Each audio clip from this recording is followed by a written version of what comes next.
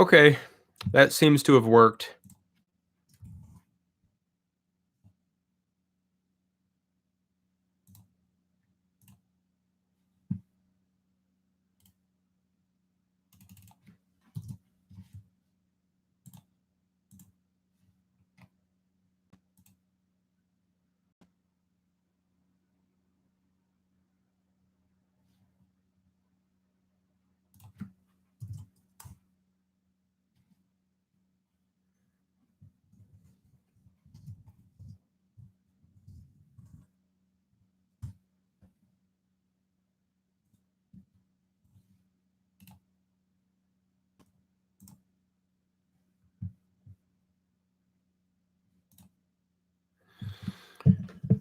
Okay, sorry, trying to get everything transferred over here.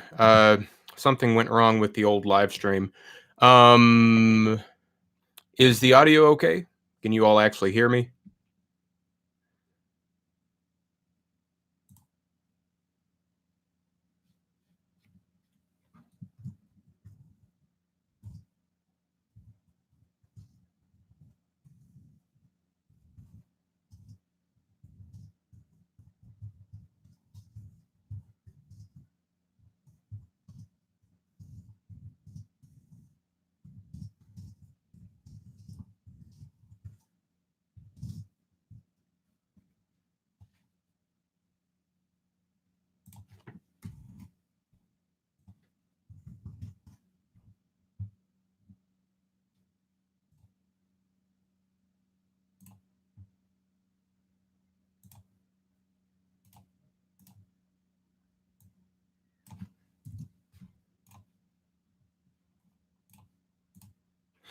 Okay, sorry about that.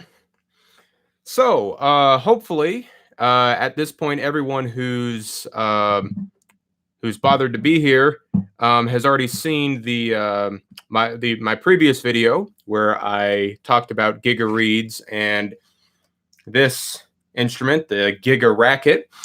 So this live stream is just going to be a follow up, answering some questions about this. And I'm going to start with well, actually, the first thing I thought you all might want to see, in the last video, you couldn't really get a good view of the reed because I've done all sorts of things to make this reed actually play without leaking. So what I did is I printed a new reed, and I thought you all might want to see how it's actually constructed.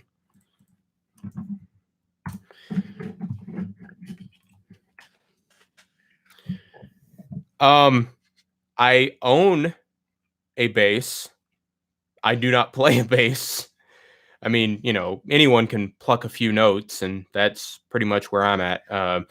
But no, I would not call myself a bass player.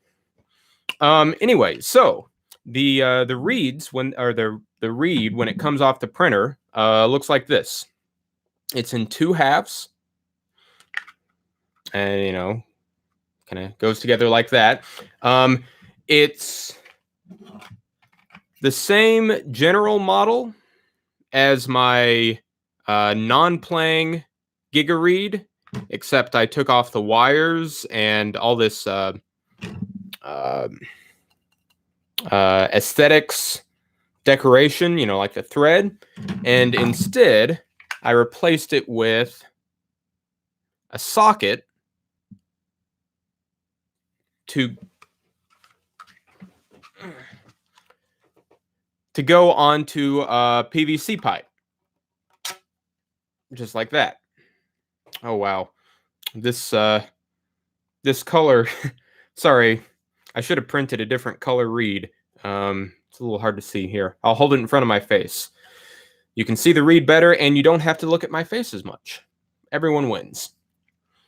Okay. So you might notice there's a couple of grooves on here that I printed in, and that's actually for the wire to hold it together. Now, unlike the ultra fancy Giga reed that, you know, is designed to look as much like a giant bassoon reed as possible. For this one, I don't use the really thick brass wire because it's a really complicated, or it's a really painful procedure to bend this wire. So instead, I just use my normal 20 gauge brass wire that I use for contrabassoon reeds.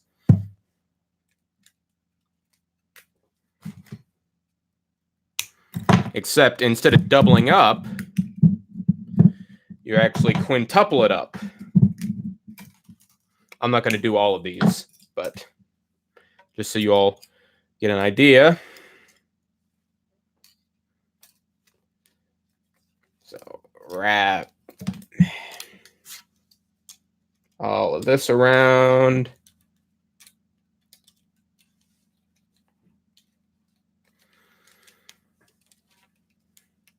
And then tie it on just like you would a bassoon reed.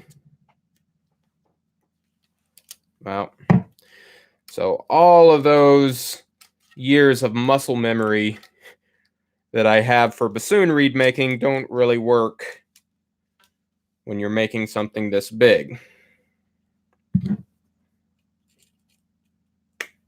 Okay.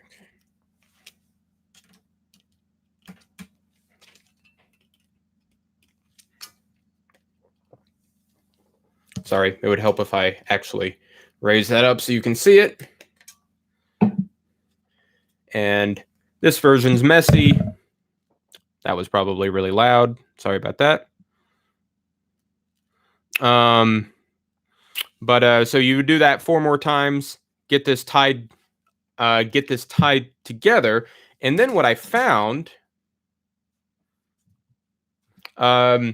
is that wasn't quite enough, that it leaked a lot from the sides up here. So from there, I actually used some silicone sealant, smeared that on the edges, and then once that silicone sealant was dried, I used electrical tape and wrapped it all the way up to pretty much where my mouth would be, because I mean you can't put this whole thing in your mouth, and that's how I got it to stop leaking as much from the sides. So that is how you get to this. So first of all, just I guess I probably should have played an inaugural note, the highest note again. I apologize again. This is probably going to be poor audio quality.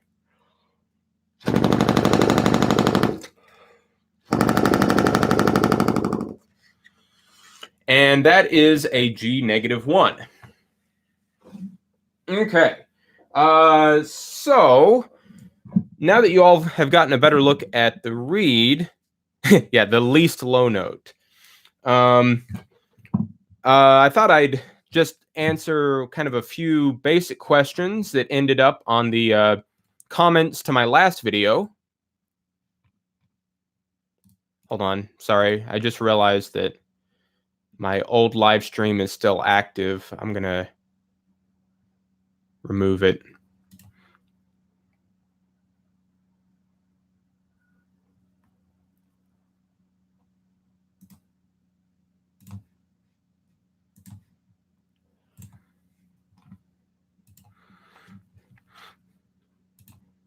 YouTube.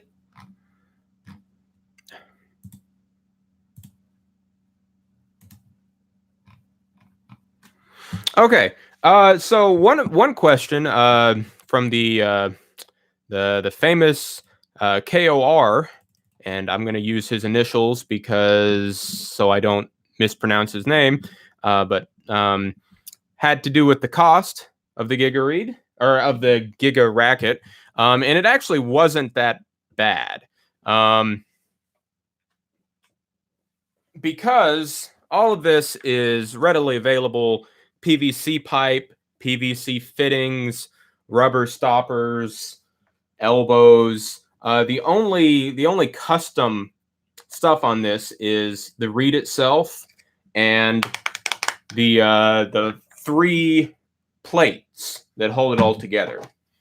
So all told, probably spent about $50 on this. Now that doesn't include labor and machine time and all that, but that's a rough idea of what I spent on this.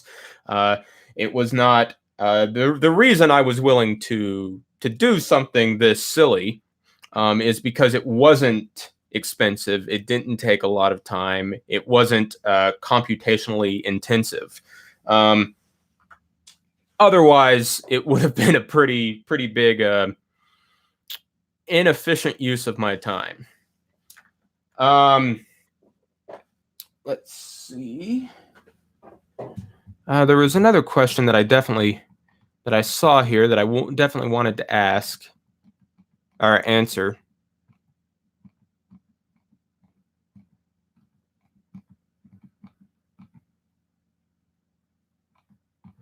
Oh, yes. On that note of being a or not being a really serious endeavor, I personally have no intention of adding keywork to this. It's an interesting idea, but so there's a couple of issues.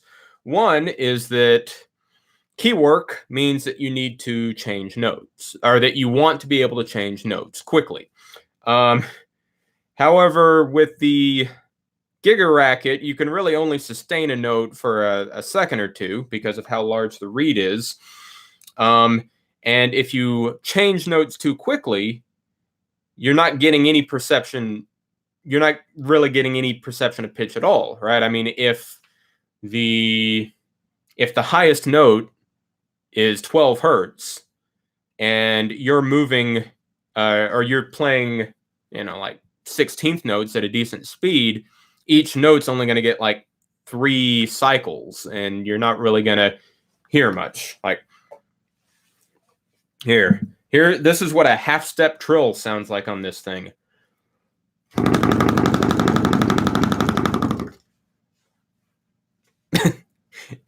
I think even if I sped that up several times, it would just sound like a vaguely uncertain note, not an actual change, or not an actual pitch change, not an actual trill. But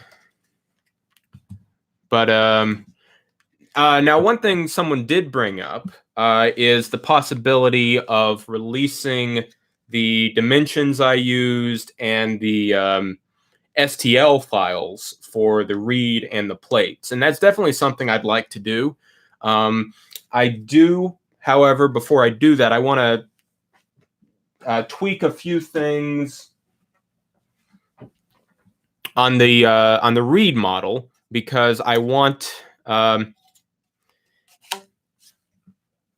it's still not quite as good as I'd like. It doesn't print quite as well as I would like. And that has to do with, even at this scale, the thickness of these blades is a little thin to print reliably. So trying to find that little fine line between being thin enough that it actually plays and is flexible, but thick enough that it prints reliably, because I've had a lot of failed prints on these. So I do want to try to get that fixed up before I release the files. Let's see. I think I had a couple of basic questions. Am I related to Roger Bobo? I would love to claim that I was, but we're probably like 9th cousins or something, and even that's not through the Bobo line. I'm probably not my branch of the Bobo family tree is not directly connected to his. That's something we only discovered when we did when I took a DNA test. So it would be great if I were, but I'm not. Let's see. The material. I tried a couple different materials. So like these reeds, like the just the basic display models that are solid and are just designed to look good, are printed out of PLA. PLA is a kind of like the default 3D printing plastic because it's so easy to work with. However, it's pretty rigid. And that also goes for the PLA wood fill composite that I used for the really fancy reed. So if I take one of these low A extensions that I was trying to make, that I used the PLA for, if you try to squeeze it, you'll see that there's not much give there. And rigidity, well, for something this thin, rigidity isn't a good thing because that means it's not going to bend, it's just going to crack. And for the reed, you need flexibility. Same reason you have to soak a bassoon reed so it's flexible, it doesn't just crack. In contrast, this is, well, let me back up a second. So the material I ended up going with was PETG, which is slightly more flexible than PLA. So here's a extension printed in PETG. And you can see that it gives quite a bit without worrying about cracking. So that's the material I used for the reeds that I actually intended on playing with a musical instrument, as opposed to the reeds that look good and the reed that technically plays, but it's mainly just designed to be pretty.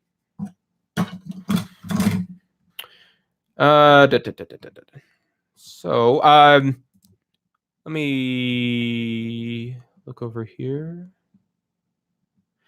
Okay, yes, Agio for All Music asked about printing a subcontrabass. I'm guessing that's probably what he probably means is 3D printing a subcontrabassoon.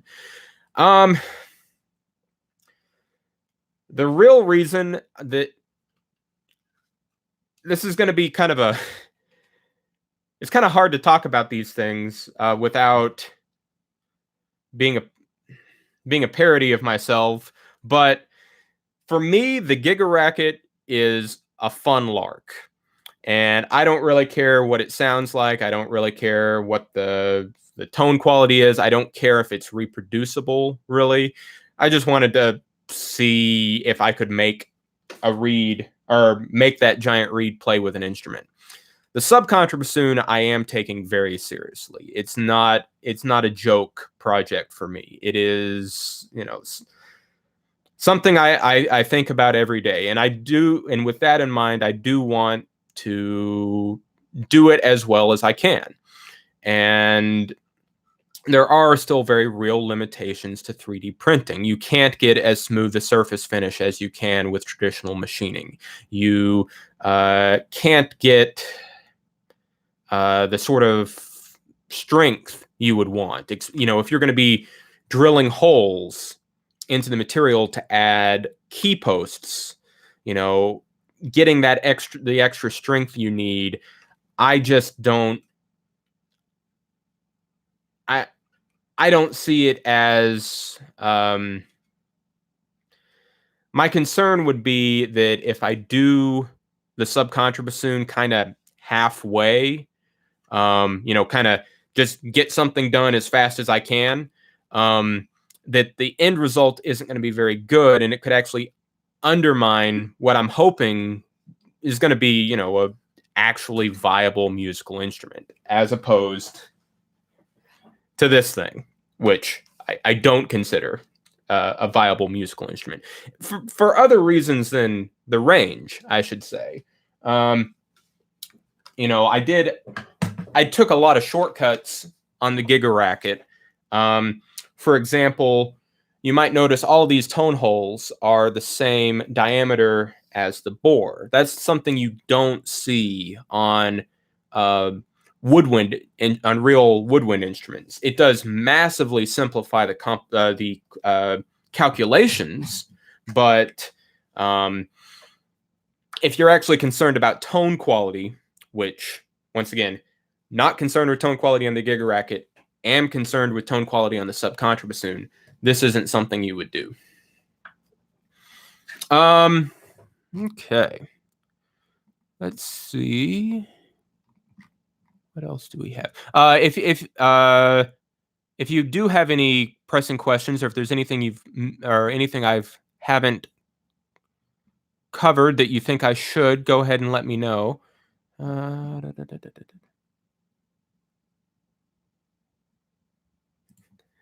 Yeah. I was very excited to see about Jared's octo contrabass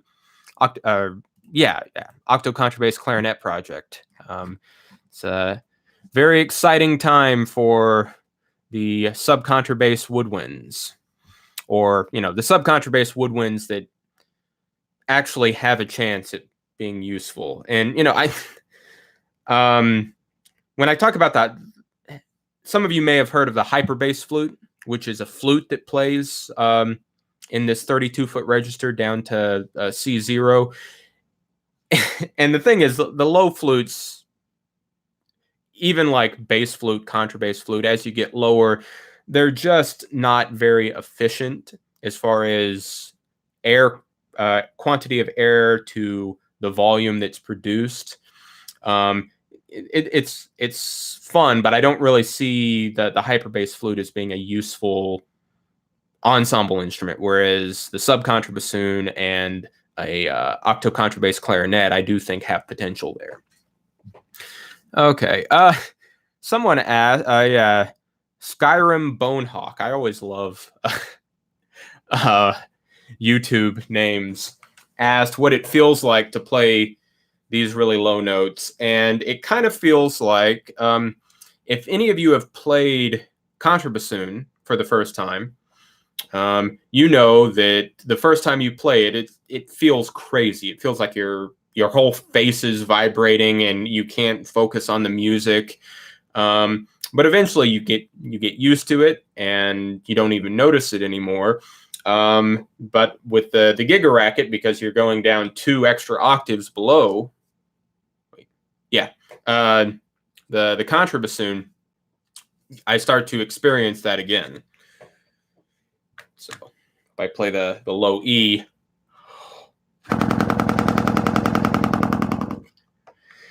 it's a weird experience for me, and I don't envision myself ever practicing this thing enough to get rid of that experience.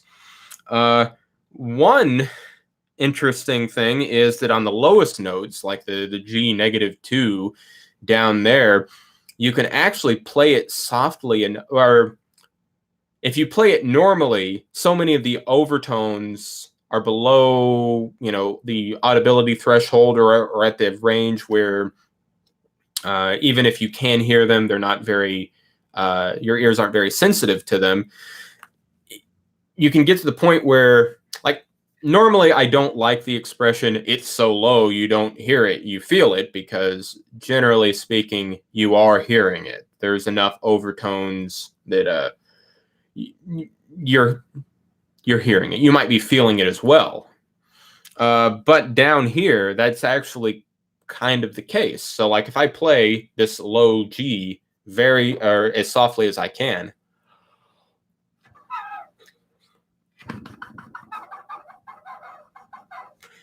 like I can feel something going on there. I suspect there's like a 6 hertz note fundamental going on, but I'm basing that off of feel, not based off of what I'm hearing. All I'm hearing is kind of like extra air noise and leakage.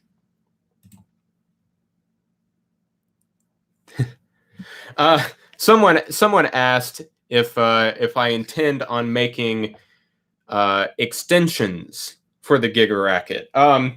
Well, the thing is, the bell of the GigaRackett, make sure I don't hit the ceiling there, is just a PVC bend.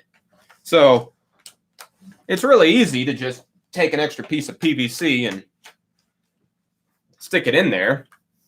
So this is probably somewhere around a F half sharp -2. Nope. I lost a I lost a stopper.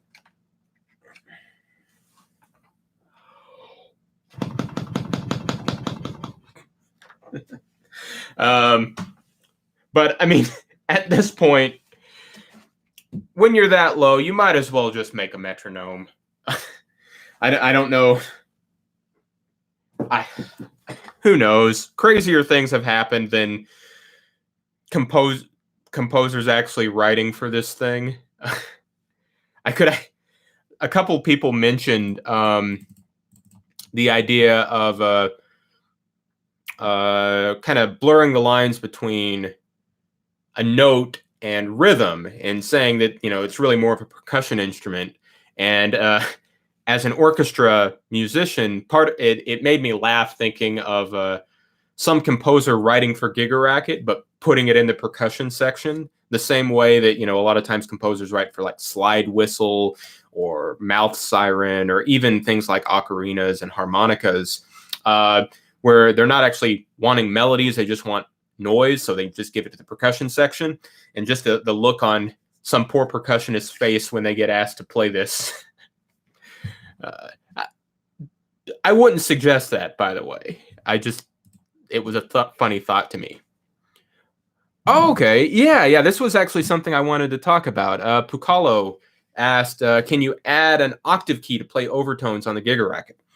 So, first of all, it wouldn't be an octave key on the GigaRackett, because the GigaRackett is a cylindrical instrument, which means it would overblow like the clarinet, or like theoretically that the way that the crumhorn would overblow an octave and a 12th. So I don't have. I did think about adding an octave key, or not an octave key, an octave hole that I could uncover. Scratch that. A register hole that would overblow an octave and a 12th that I could uncover to try to see what the overtones would do. I didn't get around to adding one, but let me... Yes, yeah, Predator, I completely agree. Register key is what I meant to say. But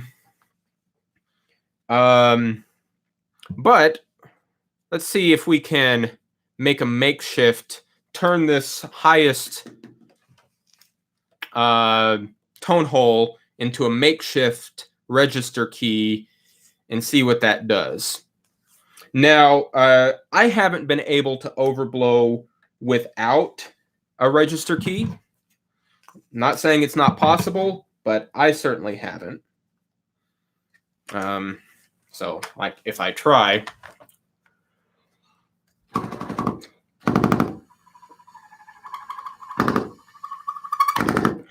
I can start to get some really high squeals, but not anything that I would call an actual note. And I should say that I actually had an ulterior motive on the range of this instrument. I put it entirely below the range of the subcontrabassoon for a reason, and that is because, once again, I didn't consider this a serious instrument, but I also didn't want to invite the comparison. So, you know, like, let's say that I had made this instrument a perfect fourth higher so that I could play, a C0 on it, which is a note in the range of the subcontrabassoon. I was worried that people might hear that and think, oh, well, that's what a subcontrabassoon is going to sound like, when there are many reasons why this instrument is not going to, and the subcontrabassoon are not going to sound the same. I hope, anyway. What I'm doing here is I'm using some electrical tape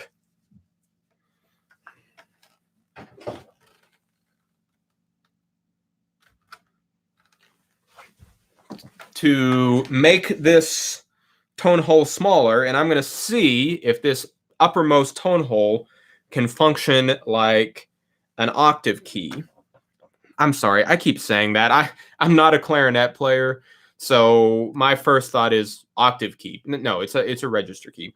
So I'm going to try playing that G-2 with my makeshift register vent closed.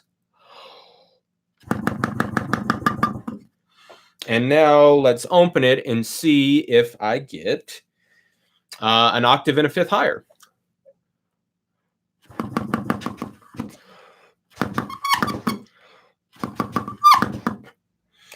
Yeah, so it definitely doesn't work in that position. It's something I am interested in trying, but I would need to reposition it to some part of this tubing that doesn't have any tone holes right now. But it's possible that that could have worked. And sorry, the reason why that didn't work is because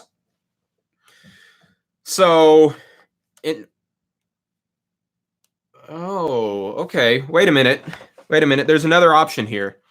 So the reason that didn't work is because the tone hole that I was trying to use as an octave key, or as an octave, I keep on doing it, as a register vent, was the G-1 tone hole, playing from the G, so trying to play a G-2, vented from the G-1 tone hole, sounding up an octave and a fifth. And the reason that didn't work very well, or didn't work at all in this case, is because that's the halfway point of the bore. Now, on a conical instrument, that's exactly what you want, the halfway point.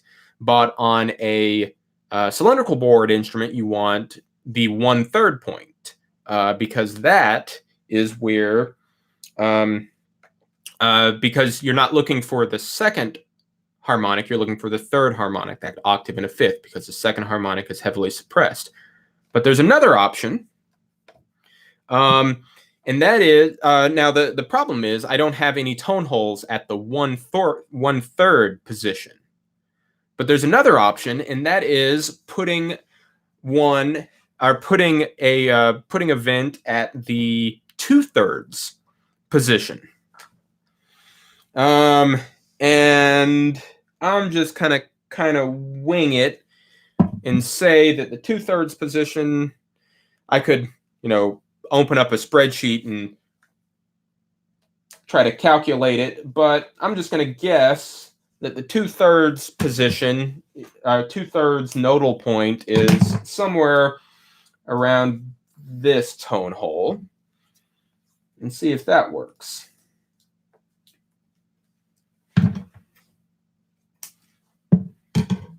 I had meant to get something a little more involved than these, just electrical tape, but I ended up having a longer night than I thought last night. I was driving back from Tulsa.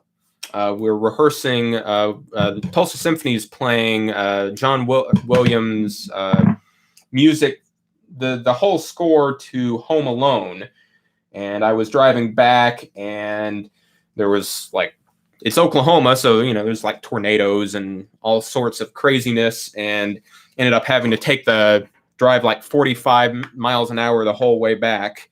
So it took a lot longer, so I didn't have time to do it. Okay, so I've done the same thing for this tone hole here, and see if what that does. Oh, okay. I picked a tone hole that I can't cover very easily. Okay, let's see if I can do this. Okay, you all can't see this, but I'm taking off my sock and I'm going to use my toe.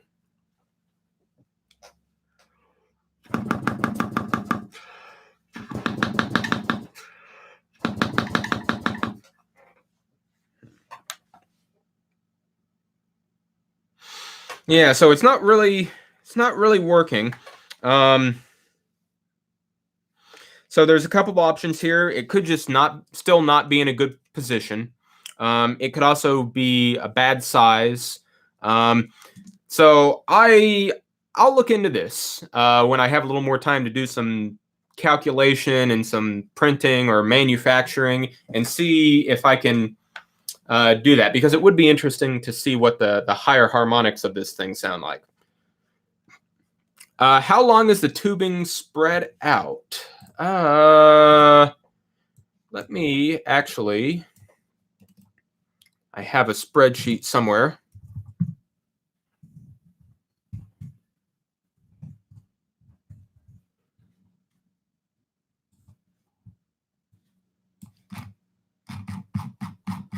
Okay, so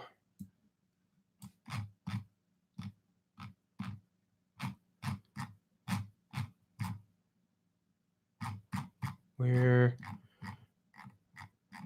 is the magical number? There it is.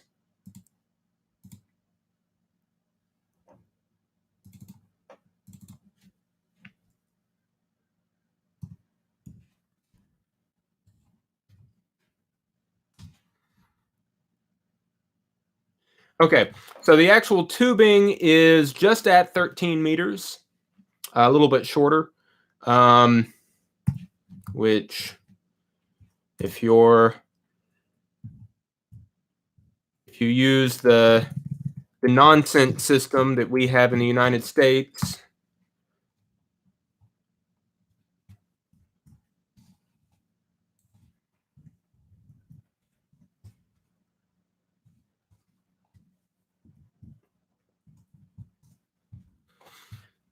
so in the weird system, that's about 42 feet.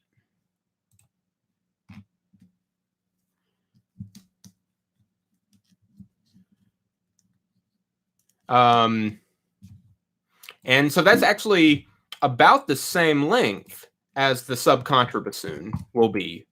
But because, once again, this is a cylindrical instrument as opposed to the conical instrument, it supports wavelengths an octave below that. It's kind of if you think about a clarinet, right? A clarinet's roughly the same length as a flute, but can play about an octave lower. It's the same reason. It's the cylindrical bore versus flute was a bad example.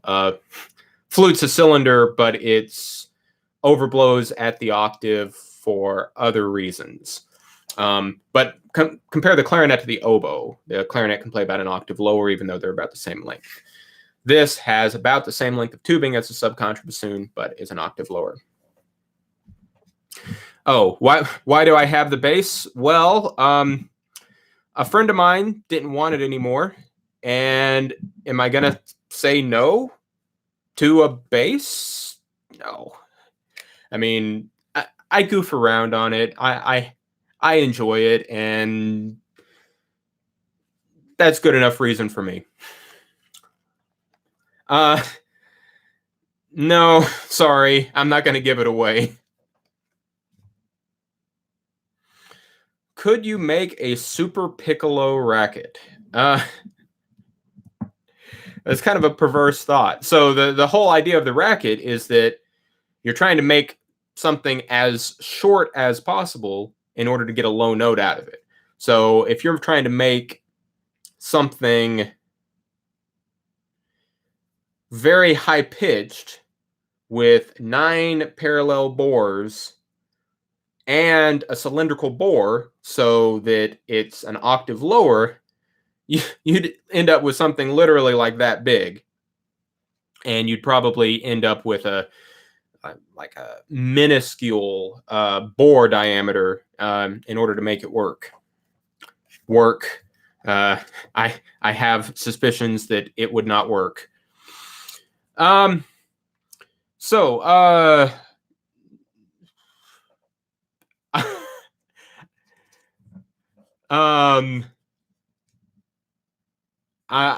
have no idea how to say that name.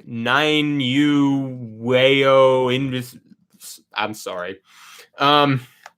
Asked an interesting question. How did I calculate the locations of the tone holes? So on the GigaRackett, like I said earlier, I took a lot of shortcuts because I wanted, it was, just a lark. And the biggest of those shortcuts is the fact that these tone holes are so large, and that really simplified things. So for that, because of that, I really only had to take into account the end correction of these holes. So for those of you who may not know, end correction is just the phenomenon where the acoustic bore of the instrument extends a little beyond the physical length, and that has and the amount of that correction has to do with the diameter of the bore. On a normal woodwind, these tone holes would be smaller, and you'd have to take into account that the physical length of the instrument, or the tone holes don't vent as fully as this one does. So you'd have to, the acoustic length is actually quite a bit longer. It extends further to the next tone hole. The biggest complication with woodwind instruments is that all of those small tone holes impact one another.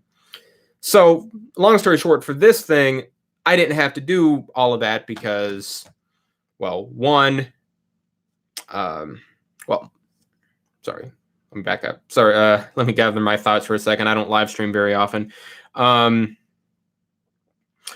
Because the large tone hole fully vented the bore, and I didn't have to worry about that, and also because it's so low that, like, chances are pretty, let's be honest, if I play this E, I certainly can't tell if that's 20 cents sharp or 20 cents flat. I could go into Audacity and count how many samples are between the peaks, which is how I actually tuned this thing, but I don't need to do that. Now, for the subcontrabassoon, I did... Oh, sorry. While I'm on the topic, so for calculating the tone holes, I just did a very, basic. So the length of one note and then the length of the next note is the 12th root of 2 longer, because it's with musical instruments, you're dealing with a logarithmic scale. So very, very simple calculations. The one thing I did have to take into account was the boundary layer effect. The boundary layer effect, if you may have seen on my subcontrabassoon Mark II bore modification video, the boundary layer effect is a flattening effect caused by the fact that on a thin layer in the middle of the bore, or where the air column comes into contact with the bore, the air doesn't function as a perfectly ideal fluid. For this purposes, gas is considered a fluid. Instead, there's a non-trivial amount of viscosity there. So this does have a flattening effect. Now, this effect is not linear, and there's no experimental data for anything this long. What I did, I just took 9 pieces of PVC tubing, figured out how flat that was, then took like 5 pieces of PVC tubing, figured out how flat that was, and just did a linear relationship between the two as I calculated the tone holes. I could have gotten a lot more complicated. There's a very terrifying formula to calculate boundary layer effects for kind of arbitrary bores, but I don't really have any experience with the cylindrical version of that formula. Like, I have a spreadsheet that I did for the subcontrabassoon, but I couldn't plug that data in because it's a completely different bore shape. Now there is, where is it? Okay, yeah. So this is kind of the book. There's a couple different resources. This is kind of the Bible of woodwind acoustics. I should also, however, before any of you go out and pick this up, I should say that it's kind of written backwards. So honestly, for coming at this as a woodwind player rather than a mathematician, you'll probably have better luck starting with the summary and then the results, and then going back. Because, I mean, it starts off with, just as a non-mathematician, it starts off with some pretty pretty intense stuff that nothing in my training as a orchestral musician prepared me for. But yeah, that's kind of what I'm working on. But I should say that woodwind instruments, for the most part, are not designed by calculation. They're designed by trial and error over, building a prototype, making tweaks, making modifications. So like one thing that's really interesting in this book is he'll take he'll apply these calculations to existing instruments to see how far they differ from the actual played results. And it's kind of a nice demonstration of the limits of a purely scientific-based approach, or a fully like engineering-based approach to woodwind instruments. And that's just dealing with intonation. This book doesn't really deal with timbre as much. Okay, let's see.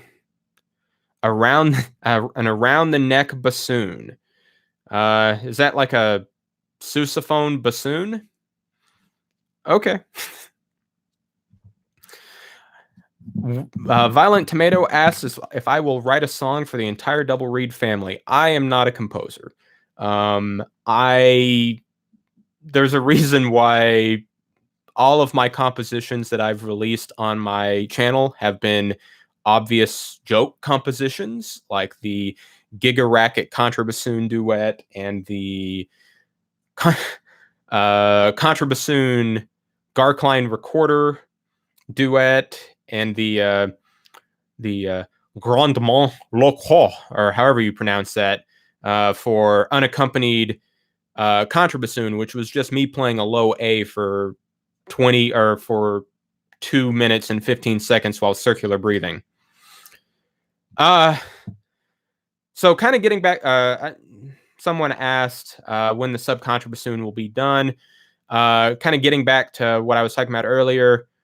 I'm not setting a hard time frame. I'm doing this kind of as I have time and money available, and I want to make the best possible end result.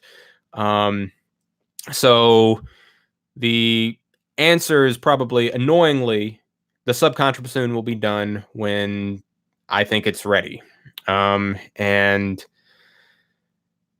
I know that's not a very fulfilling answer, but like I said, I really don't want to rush something out and end up creating a negative perception. Like, in my opinion, one of the things that's held back the idea of a subcontrabassoon for so long is this mistaken idea that a subcontrabassoon had already been invented in the 1870s. Why would we make something if it's already been made and it's been proven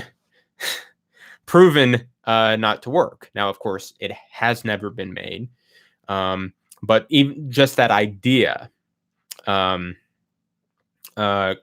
hold things back, which is why if you go to the subcontrabassoon.com website, you'll see there's this whole section on the FAQ about why what we would think of as a subcontrabassoon never existed, and what was called a subcontrabassoon isn't actually a subcontrabassoon. Yeah, Brett's threatening me that I need to make it ready, or have the subcontrabassoon ready. I'm definitely gonna try.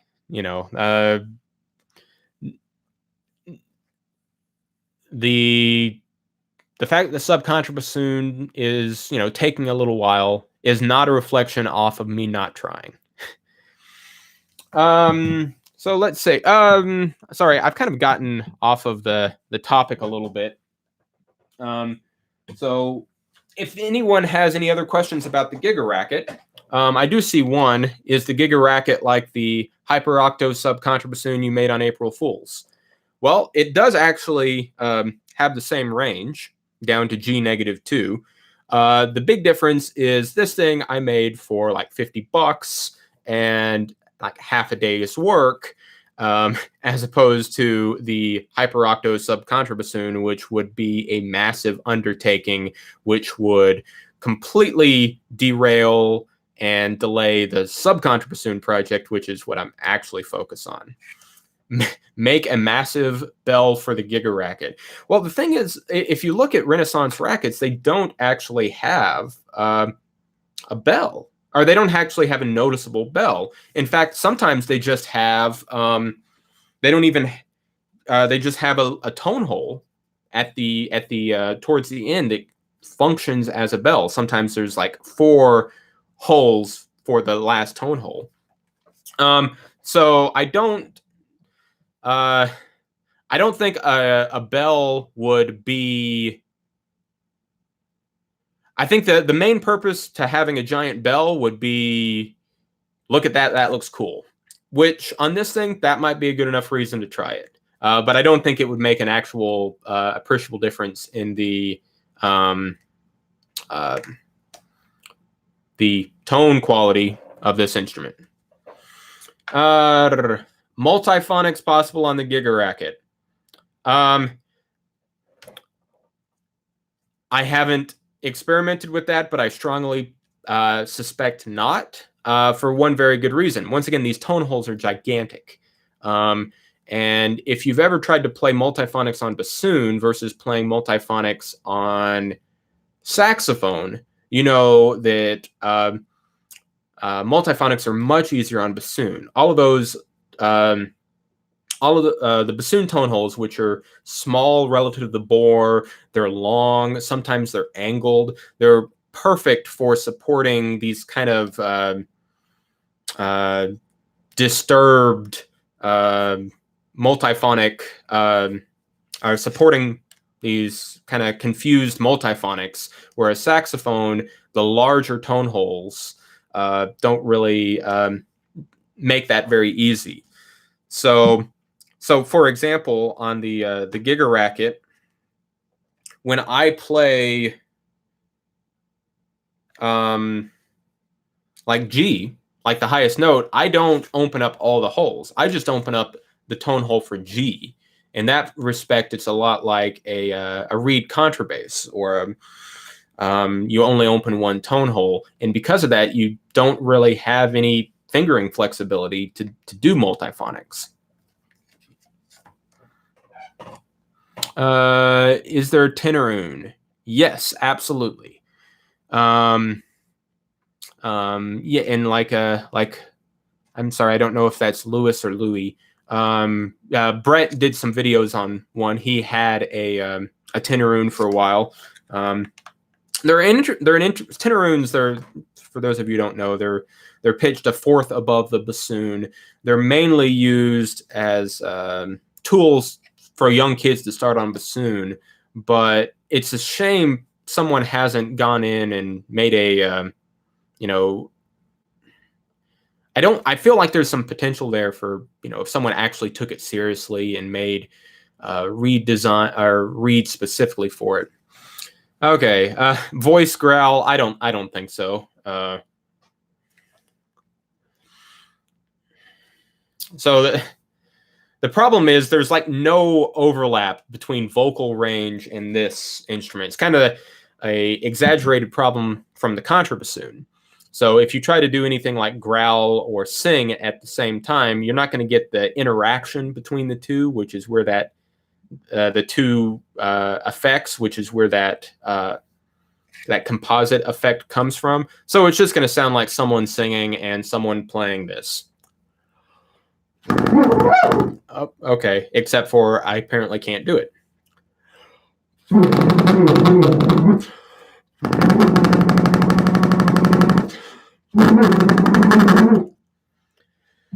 Yeah. Let's see. Any other questions? I'm going to need to end pretty quickly, or before too long. I have to be in Tulsa and for tonight's concert.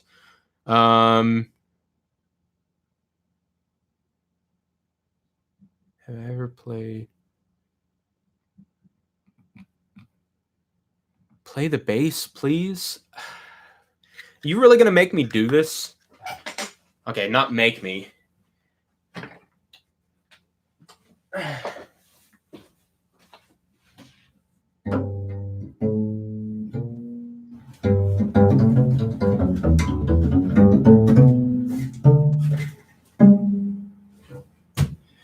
There you go.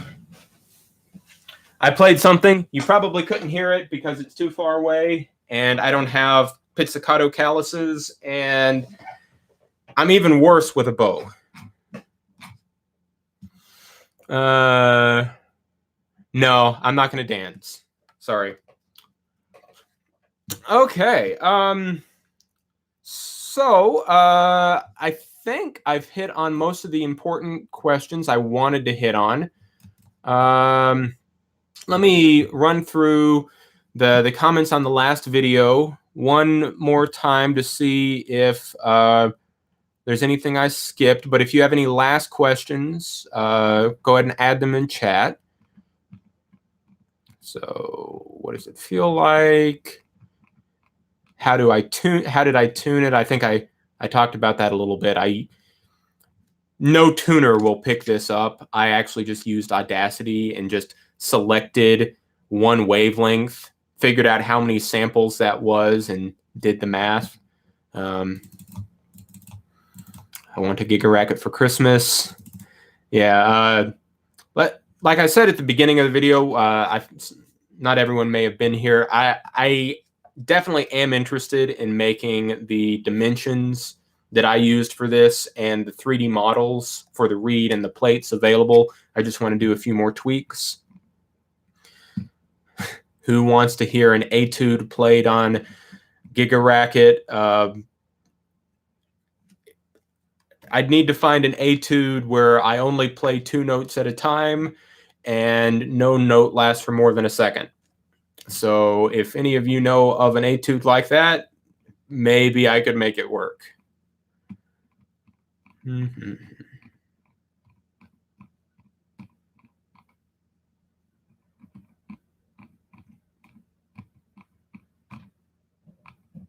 Okay, let's see.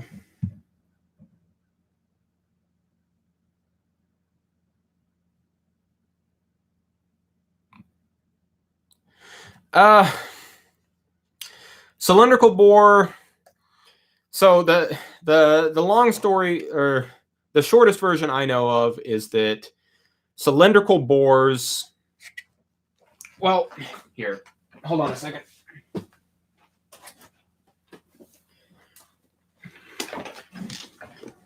The easiest way, so if you take a flute head joint and you play just the head joint, it's functioning acoustically as an open pipe, which means it can support a wavelength twice as long as its physical length. So 1/2 wavelength. But if I cover that, the end, it will drop about an octave.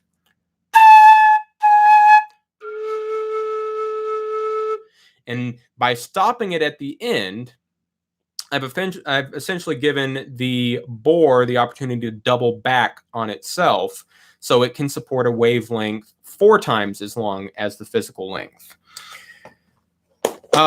For reasons that are a little too complicated to get into right now, on cylindrical instruments function acoustically like stopped pipes, like when I covered the end of that, the head joint.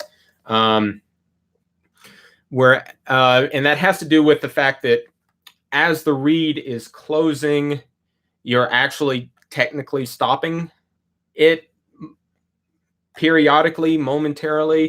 I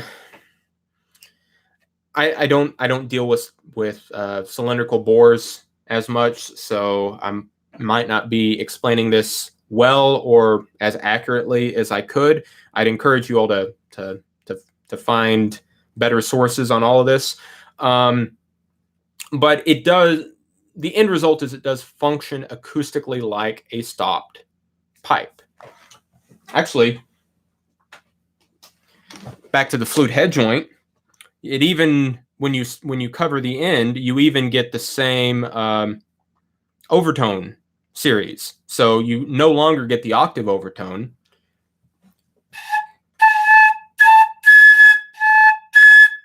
Instead, you get the octave in a 12th.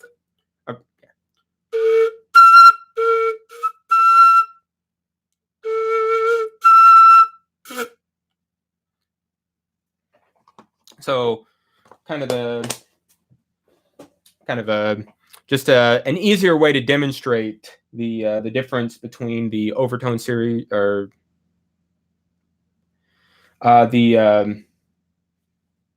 sorry, like I said, I'm new to live stream. This is the type of brain farts that I would normally cut out of the video.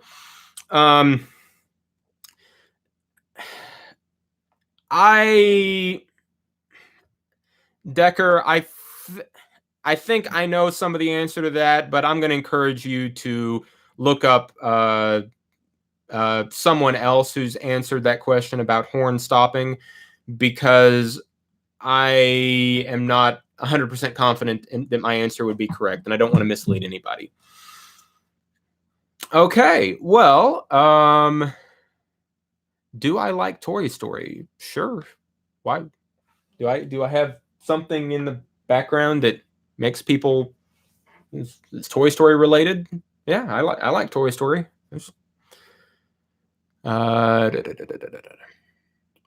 And so just to end the stream, Torin asked, how are you doing with the subcontrabassoon?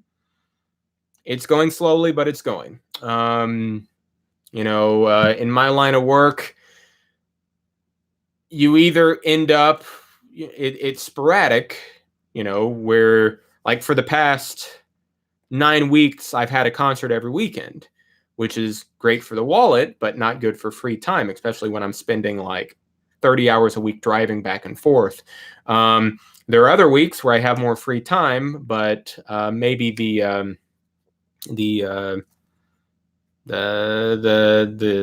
extra spending money isn't quite there. But yeah, like I said, trust me, no one wants the subcontrabassoon to happen faster and more than I do. So I definitely understand everyone's. I don't know what the right word is, but excitement. I understand everybody's excitement about seeing the thing happen, and I'm right there with you. Okay, well, it's been fun. I hope you have enjoyed this crazy thing. I'll try to do a little more research on that octave, or I keep doing it, the register vent issue, and seeing if I can play some actual musical register notes on this thing by using a register vent. But I will see you all later. Have a good day.